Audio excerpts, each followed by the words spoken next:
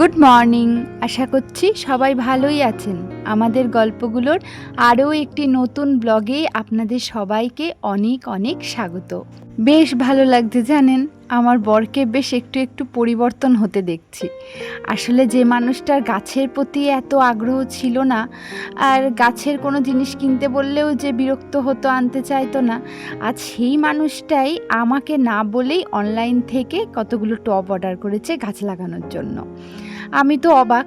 কালকে বিকেলবেলাতেই পার্সেলটা এসেছে, তবে কালকে বিকেলে তো ভিডিওটা করিনি, তাই কালকে না আমি পার্সেলটা খুলিও নি। এই এখনই আমি আপনাদের সামনেই পার্সেলটা খুললাম। ঘড়িতে এখন এই সকাল 6টা মতন বাজে। আমি ওঠার আগেই দেখছি আমার বর ঘুম থেকে উঠে পড়েছে। আজকাল দেখছি ওর আবার গাছ লাগানোর প্রতি একটু আগ্রহ আসছে, আর ও মনে হচ্ছে আজকেই গাছগুলো লাগাবে, মানে এই টবে যে গাছগুলো লাগাবে সেগুলোর কথা বলছি। তবে কি বলুন তো, অনলাইন থেকে অর্ডার করা তো খুব একটা ভালো কোয়ালিটি নয় জানেন। আমরা এর আগে যে এই ধরনের হ্যাঙ্গিং টব একটা কিনেছিলাম, সেটার কোয়ালিটি খুব ভালো ছিল, ওটা অফলাইন থেকে কিনেছি, আর ওটার সাইজটা এর থেকে বড়। আমার বর ভেবেছে কম দামে হয়তো একই জিনিস পাবে, কিন্তু সেটা কি আর হয় বলুন তো? কম দামে কি আর একই জিনিস পাওয়া যায়? ওটার কোয়ালিটি সাইজ দুটোই বড় ছিল, আর এই অনলাইনেরগুলোর কোয়ালিটি অনেকটাই খারাপ জানেন তো। যাই হোক, এখন চলে এসেছে, এগুলোকেই এখন কাজে লাগাই, আর কি করব। তো আমার বর শখ করে যখন অর্ডার করেছে, তাই ওর মন ভেঙে লাভ নেই, তাই আমি বললাম না না, ভালোই হয়েছে। আজকে ভেবেছিলাম গাছগুলো নিয়ে বসবো না, মানে পটিং করব না, কারণ গাছ পটিং করতে গেলে অনেক সময় চলে যায় সকালবেলা, আর শ্বশুর শাশুড়ি বাড়িতে নেই, তো মিছরিকে কে খেয়াল রাখবে? মিছরি তো আমাদেরকে জ্বালাতন করবে, এখন এসে কোনো কাজ করতে দেবে না। রুই মাছ আর ভোলা মাছ, আর এটার মধ্যে সবজি কলাটা ঠাকুর ঘরে কিছুটা যাবে আর কিছুটা।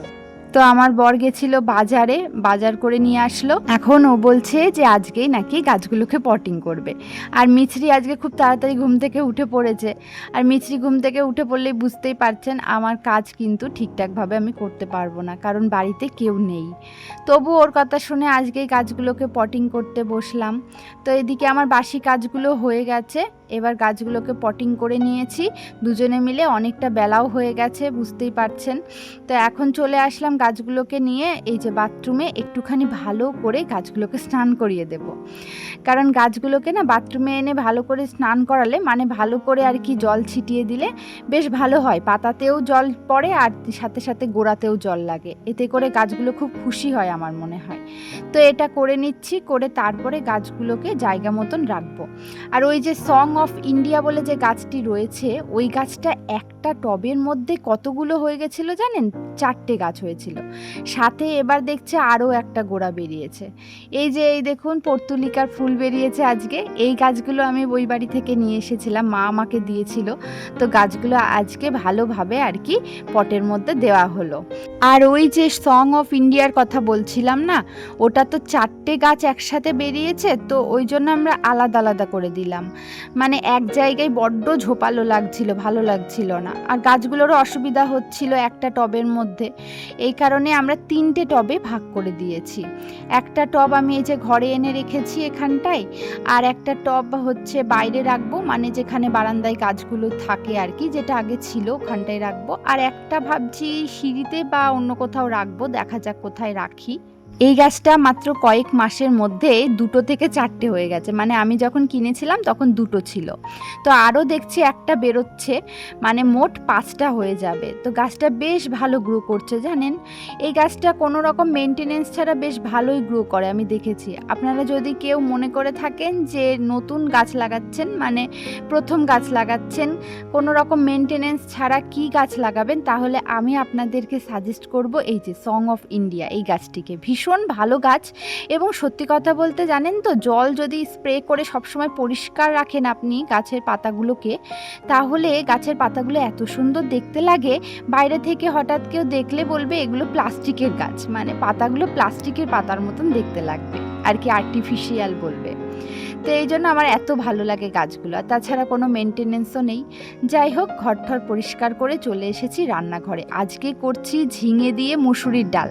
আর সেই দিনকে ঝিঙে দিয়ে মুসুরির ডাল করেছিলাম, কিন্তু শাশুড়ি মা ছিলেন বলে পেঁয়াজ দিতে পারিনি। তো আজকে তো কেউ নেই, তো আমাদের জন্যই করছি, ওই জন্য পেঁয়াজ দিয়ে করছি। আর পেঁয়াজ না দিলে কিন্তু এই ঝিঙে দিয়ে মুসুরির ডালটা একদমই জমে না। আগের দিন আমার না একটুও ভালো লাগেনি, আজকে কিন্তু বেশ ভালো লাগবে মনে হচ্ছে। আর আজকে আমার বর বাজার থেকে নিয়ে এসেছে, ওই যে বললো রুই মাছ, আর এই যে ওর প্রিয় ভোলা মাছ, যেটা আমার একদমই অপ্রিয়। মানে আমি না ভোলা মাছ একদমই খেতে পারি না, আমার কেমন গন্ধ লাগে। তো ওর জন্য নিয়ে এসেছে, আর অনেক দিন পরে ওর জন্য একটা ভোলা মাছ নিয়ে এসেছে, কারণ আমি খাই না বলে ও নিয়ে আসে না, মানে ওর খাওয়ার জন্য নিয়ে আসে না। তো ও আজকে নিয়ে এসেছে। আর মাছটা ধুতে গিয়ে আমি দেখলাম যে আমার কাছে খুব একটা গন্ধ লাগলো না।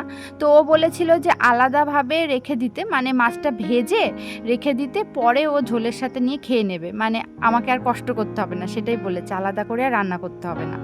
কিন্তু আমি ভাবলাম যে থাকা এক জায়গাতেই রান্না করি, কারণ আলাদা করে করার তো এমনিতেও আমার সময় নেই।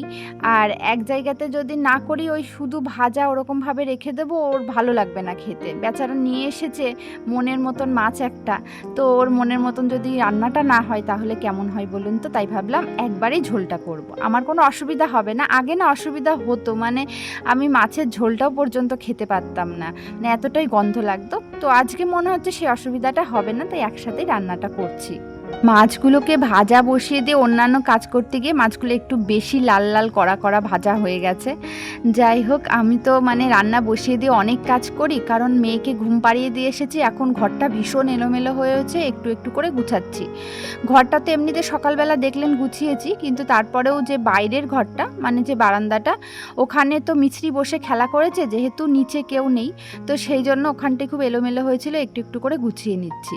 এদিকে মাছগুলো ভাজা হয়ে গেছে, আর মশলা করছি আজকে, বেশ ভালো মতন মশলা করছি, মানে একদম পেঁয়াজ রসুন আদা জিরে, সাথে দিয়ে দিয়েছি টমেটো, আর হচ্ছে গোটা গরম মশলা। এই গোটা গরম মশলাটা এইভাবে মশলার মধ্যে দিলে না খেতে ভীষণ ভালো লাগে মাছের ঝোলটা। আমার মা এভাবে মাছের ঝোলটা রান্না করে, আমার খুব ভালো লাগে মায়ের হাতের মাছের ঝোলটা। তো আজকেও আমি মায়ের মতন করে মাছের ঝোলটা রান্না করছি, আর বেশি করে মশলা দিচ্ছি, তার কারণ হচ্ছে যাতে করে ভোলা মাছের ওই বাজে গন্ধটা আমার নাকে না লাগে।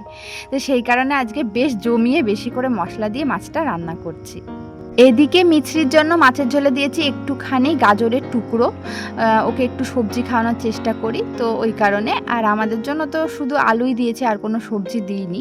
তো চলুন, এবার ভালো মতন করে কষানো হয়ে গেছে, এবার জল দিয়ে মাছগুলোকে ভালো করে ফুটিয়ে নেব। ও অবশ্যই কিন্তু মিছরির জন্য আলাদা করে তুলে রেখে আমাদেরটা লঙ্কা ফোড়ন দিয়ে কিন্তু আলাদাভাবে করব। তো এই জন্যই আর কি, মানে ঝামেলাটা আমি করি না। মানে আলাদা করে মিছরির জন্য যদি রান্না করতে যাই, তাতে করে আমার সময় তো যাবেই, একটা গ্যাসও ফুরাবে। সেই জন্য আমি এই পদ্ধতিটাই বেছে নিয়েছি। পদ্ধতিটা কিন্তু খারাপ নয়। ওই যে মিছরি মাছের ঝোলটা আলাদা করে বাটিতে তুলে রেখেছি, আর এইবার কিন্তু আমাদের মাছের ঝোলটা রেখে আমি লঙ্কা ফোড়ন দিয়ে দিলাম, একটু সামান্য তেল দিয়ে কয়েকটা কাঁচা লঙ্কা ছিঁড়ে ফোড়ন দিয়ে দিয়েছি, বা বেটে নিলেও হতো। তো যাই হোক, এভাবে দিয়ে কিছুক্ষণ ফুটিয়ে নেব। তো রান্নাবান্না কমপ্লিট হয়ে গেছে, আর আমার প্রত্যেক দিনের ছোট ছোট যে আর কি ক্লিনিংটা, সেটা করে নিই চলুন। এই যে দেখেছেন দেওয়ালে একটুখানি তেল ঝাল মশলা লেগেছে, তো এখনই আমি সেটা পরিষ্কার করব। জানেন তো, যত বেলাই হয়ে যাক না কেন, যত দেরি হয়ে যাক না কেন, আমি কিন্তু এই টুকটাক ক্লিনিংগুলো প্রত্যেক দিন করেই থাকি, কারণ এগুলো রেখে দিলে আমার মনের মধ্যে ভীষণ অশান্তি লাগে। তো এই দিকেও দেখুন, মশলা করতে গিয়ে মানে মশলাটা ছিটকে দেওয়ালে গিয়ে লেগেছে আর কি, আজকে এরকম হয়েছে। তো ভালো করে দেওয়ালটা, টপ কাউন্টারটা পরিষ্কার করে নিলাম। আর আমি ওই যে কোনো কাজ ফেলে রাখি না, বললাম যে আমার বর আমাকে মাঝে মাঝে বকাবকি করে যে এত পরিষ্কার করতে হবে না, এখন অনেকটা বেলা হয়ে গেছে, আজকে আর করতে হবে না, আজকে স্নান করে নাও, এরকম বলে। কিন্তু আমি একদমই কথা শুনি না, মানে আমি প্রত্যেক দিনের টুকটাক ক্লিনিংগুলো করে রাখি, যাতে করে আমার অনেকটা কাজ না বেড়ে যায়, আর নিজের চোখেও ভালো লাগে না। যখন চোখে দেখি এদিক ওদিক ময়লা, তখন না মনে একটা অশান্তি লাগে। তাই আমার মনে হয় যে ওই চারিদিকটা পরিষ্কার পরিচ্ছন্ন দেখলে মনে একটা আলাদাই শান্তি আসে। আর আমি বলবো যে খুব দামি দামি জিনিসপত্র কিনলাম, তারপর ঘর সাজালাম, সেগুলো দিয়ে সেটা কিন্তু সুন্দর নয়। সুন্দর, বা আপনি যদি বাড়িঘরকে সুন্দর রাখার চেষ্টা করেন, বা বাড়িঘরকে সুন্দর রাখতে চান, তাহলে আপনাকে সবসময় বাড়িঘর পরিষ্কার পরিচ্ছন্ন রাখতে হবে। হ্যাঁ, তাতে করে সারাদিনে আপনার পরিশ্রমটা একটু বেশি হবে, ঘর ভর্তি দামি জিনিস থেকেও যদি সেখানে ধুলো ময়লা পড়ে থাকে তাহলে কিন্তু সেটা দেখতে একদমই ভালো লাগে না। অথচ আপনার যদি ভীষণ কম দামের জিনিসটাও আপনি সুন্দর করে পরিষ্কার পরিচ্ছন্ন করে গুছিয়ে রাখেন, সেটাও দেখতে আমাদের চোখে অনেক সুন্দর লাগে। তো মানুষের চোখে এটাই সুন্দর লাগে যে চারিদিকটা গোছানো, চারিদিকটা পরিষ্কার পরিচ্ছন্ন, এটাকেই কিন্তু সুন্দর বলা হয়। আমার মেয়ে ঘুমাতে যাওয়ার আগে বললাম যে বারান্দাটা প্রচুর অগোছালো করেছে, তো কিছুটা আগেই গুছিয়ে নিয়েছি। আর এই যে খেলনাগুলো এখনও গোছানো হয়েছিল না, তো খেলনাগুলো এখন একটু গুছিয়ে রাখছে। আর ওর তো প্রচুর খেলনা, এদিক ওদিক ওসব ছুঁড়ে ছুঁড়ে ফেলে, তো এটা একটা কষ্ট বারবার গুছিয়ে রাখা। এই যে এখন গোছালাম, ভাববেন না যে সারাদিনে মানে এই শেষ হয়ে গেল আর কি, মানে আজকের মতন এই গোছানো শেষ হয়ে গেল এমনটা নয়। বিকেলের দিকে আবার ও অগোছালো করবে, মানে বিকেলবেলা বা রাতের দিকে আমাকে আবার কিন্তু গোছাতেই হবে। রাতে ঘুমাতে যাওয়ার আগে তো একবার গোছাবই, তার আগেও হয়তো আর একবার গোছাতে হবে বিকেলের দিকে। তো বারবার গোছাতে হয়, তার কারণ ওই চারিদিকটা মেসি হয়ে থাকে, দেখতে বাজে লাগে সব ছড়িয়ে ছিটিয়ে, এটা আমার পছন্দ হয় না। তাই ও যখন খেলে তখন খেলে, ওর খেলা হয়ে গেলে ও চলে গেলে তখন কিন্তু আমি গুছিয়ে রাখি। তো এখন যেমন গুছিয়ে নিলাম, তারপরে ভালো করে ঘরটা ঝাড় দিয়ে নিলাম, তার কারণ সকালের দিকটা একটু ঘর ময়লা হয়েছে, ওই যে গাছগুলো নিয়ে আসা হয়েছে, তো এই গাছের কাজগুলো করলে না একটু ঘরটার ময়লা হয় বেশি, সেই জন্য আমি যখনই গাছের কাজটা হয়ে যায় ঘরটা ভালো করে পরিষ্কার করে নিই। তো এই দিকে আমি টব রাখার এই জায়গাগুলো ভালো করে মুছে নিলাম, কারণ যেহেতু নতুন নতুন টব রাখা হয়েছে আর পুরনো কিছু টব সরানো হয়েছে, তো ওই টবের থেকে মাটি তো পড়ে, সেই জন্য মাটিগুলোকে ভালো করে পরিষ্কার করে নিলাম। এবার ঘরটা মুছে নিচ্ছি। আজ তো বৃহস্পতিবার, আর বৃহস্পতিবারে আমার যত বেলাই হয়ে যাক না কেন স্নান করার আগে আমি ঘরটা ভালো করে মুছবই, পরিষ্কার করবই। মাঝে মাঝে আমি নিজেই অবাক হয়ে যাই, আমি একটা বাচ্চা সামলে সংসারের সব কাজগুলো একা হাতে করে কিভাবে আবার এই যে গাছ লাগাই, গাছের কেয়ার করি। মানে এইগুলো কিন্তু আমার মতন মানুষের করার কথা নয়, মানে যার একটা 2 বছরের বাচ্চা আছে তার কিন্তু এই গাছপালা লাগানো বা তার যত্ন করার কথা নয়, কারণ সময় হয়ে ওঠে না এইরকম মায়েদের আর কি, যাদের এরকম 2 বছর বা তারও ছোট বাচ্চা আছে। তো এই কারণেই আমি অবাক হয়ে যাই আমি কি করে পারি। আসলে কি বলুন তো, পরিশ্রমই হচ্ছে সফলতার আসল চাবিকাঠি। আমি সারাদিন এত পরিশ্রম করে যে আমার সংসারটাকে গুছিয়ে রাখতে পারি, সবসময় পরিষ্কার পরিচ্ছন্ন থাকে চারিদিকটা, এটা আমার জন্য একটা বলতে পারেন চ্যালেঞ্জ। মানে আমি সবসময় ভাবি আমাকে পারতেই হবে, কেন পারবো না।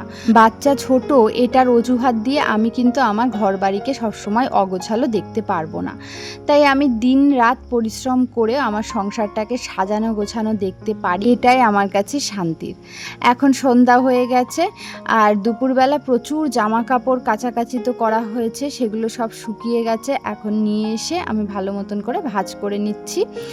আর এই সন্ধ্যাবেলার টাইমটায় আমার ভিডিও এডিটিংয়ের সময়, এগুলো করার পরে আমি ভিডিও এডিটিং নিয়ে বসবো।